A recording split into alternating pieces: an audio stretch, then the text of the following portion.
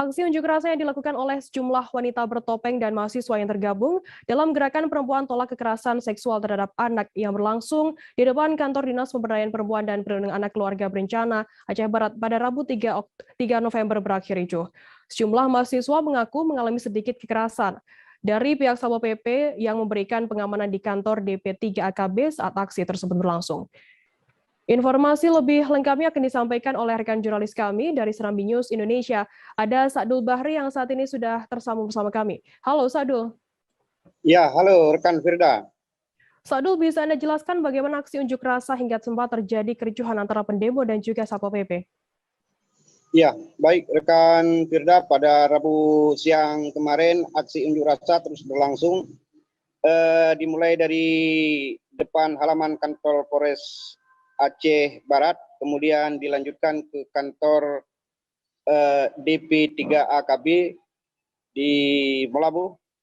Aksi ini adalah sebagai upaya para mahasiswa yang sejumlah puluhan wanita bertopeng.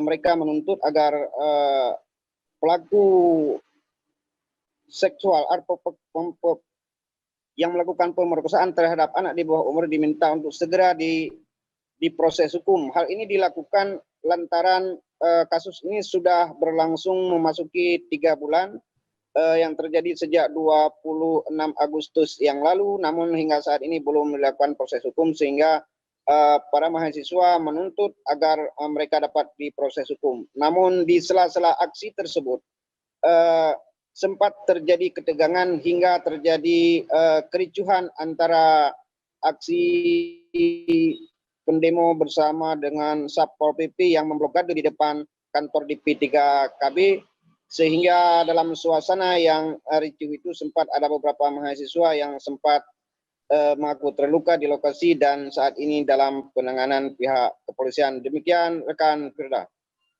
Sadul, bisa Anda jelaskan terkait apa saja tuntutan dari wanita bertopeng atau pendemo ini yang melakukan aksi demo di sana?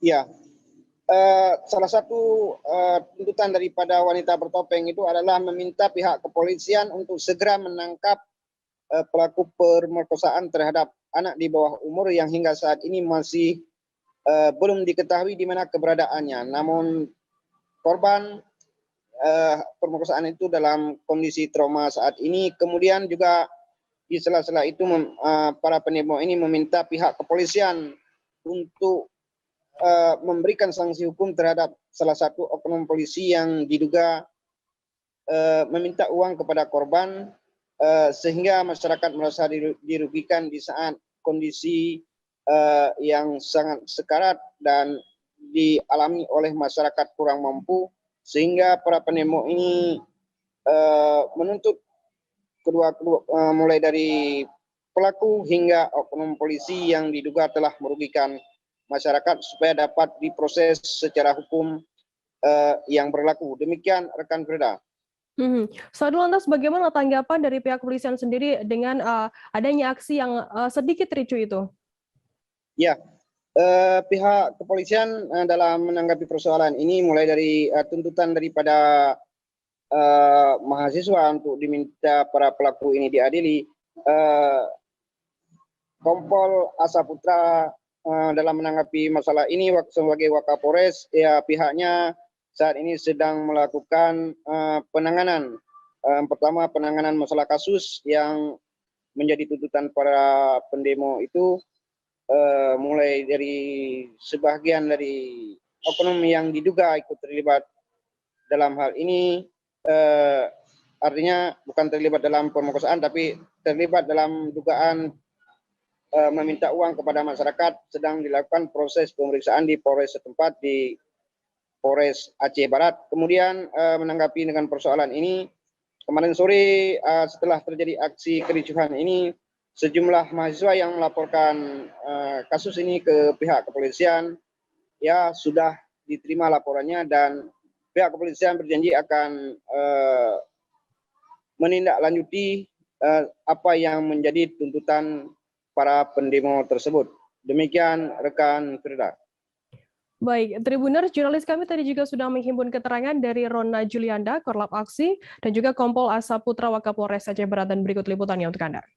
Kepolisian yang meminta uang kepada pihak si anak yang hari ini tersangka korban itu diberikan sanksi seberat-beratnya. Yang kedua, poluan yang menghentakkan meja di depan anak tersebut juga diberikan sanksi seberat-beratnya. Jangan sanksi skor 1 minggu, kami nggak mau. Yang ketiga, yang di Aceh Timur itu juga diproses, yang memfasilitasi tempat pemerkosaan tersebut itu diproses. Nah, yang keempat, kami mau nanti kasus ini jangan diseret ke kanun jenayat, tapi ke Undang-Undang Perlindungan Anak. Kami juga di sini meminta DPO itu cepat didapat. Jangan cuma ditunggu-tunggu aja, nggak bakalan dapat. Jadi itu. Sudah kita proses seluruhnya, termasuk yang tuntutan adik-adik ini tentang oknum yang ngomongnya untuk membutuhkan biaya ke mengambil tersangka tersebut, sudah kita periksa di propos.